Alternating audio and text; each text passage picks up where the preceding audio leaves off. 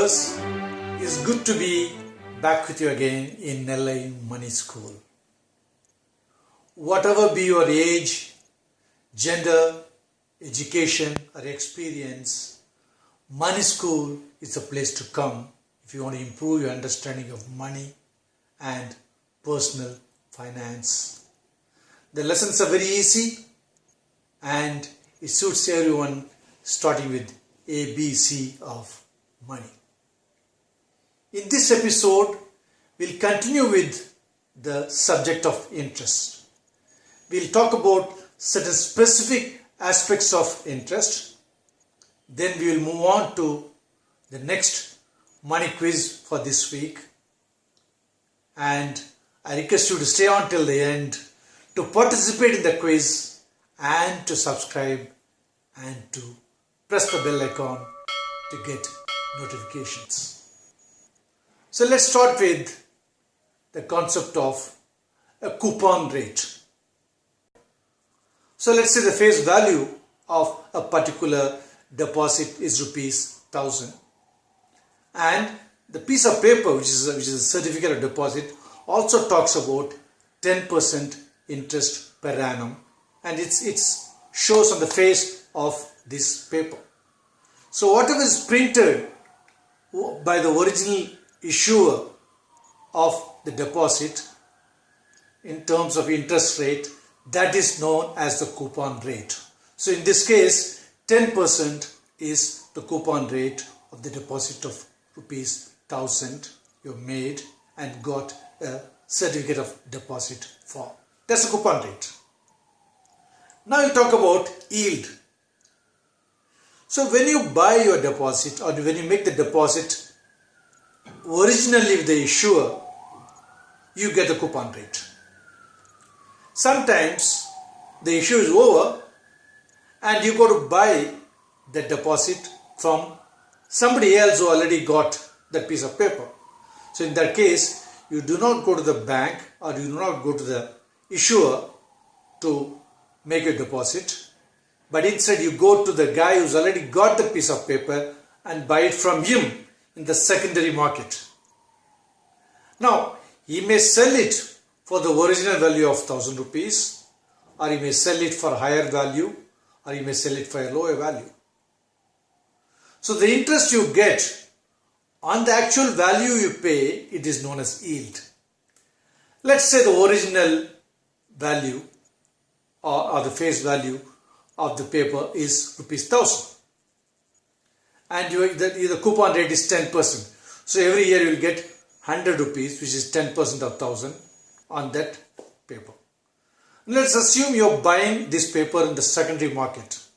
Let's assume you're buying it at ₹1,100. Now what happens? You are getting an interest of ₹100, which is 10% of the original amount of 1,000, but you actually paid 1,100. So you recalculate the actual interest you get, which is 9.99%. So this revised percentage you get based on the actual payment you made to buy the certificate in the secondary market, that's known as yield. If the deposit paper is being sold for ₹900, now you'll get ₹100 interest on ₹900 you paid, which means 100 divided by 900, your yield is 11.1111. So yield differs from the coupon rate. It may go up or come down compared to the coupon rate depending on the price you pay in the secondary market. Now we'll talk about compounded interest. Compounded interest means the interest is paid on the interest which is already earned. So let me give an example. You are making a deposit for ₹100 at a compounded interest of 10%. So in the first year, you get ₹10, which is 10% of 100. So at the end of the first year, your balance is 100 plus interest of 10, which is 110.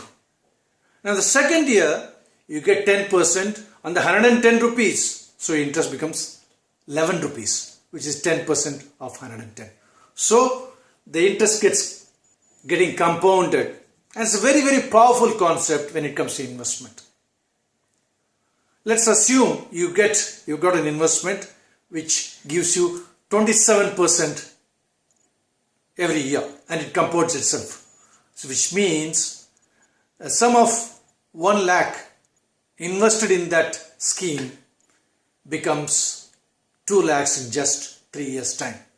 Because first year you get 27% on 1 lakh. Second year you get 27% on 1,27,000 rupees. Third year on that revised sum you get another 27%. So compounding is a very, very powerful tool when it comes to investing. We'll talk more about it later. In the same breath, you should also understand it works against you. When a credit card company tells you you can make your payment later, we'll charge you only 3% per month, it compounds. What it means is every month you pay 3% on the previous month's balance, which includes the previous month's interest as well. So in this way, a sum of 1 lakh owed by you to the credit card company at 3% per month might become 2 lakhs in just 24 months. So be extremely careful, extremely watchful when you decide to defer your payment to your credit card company.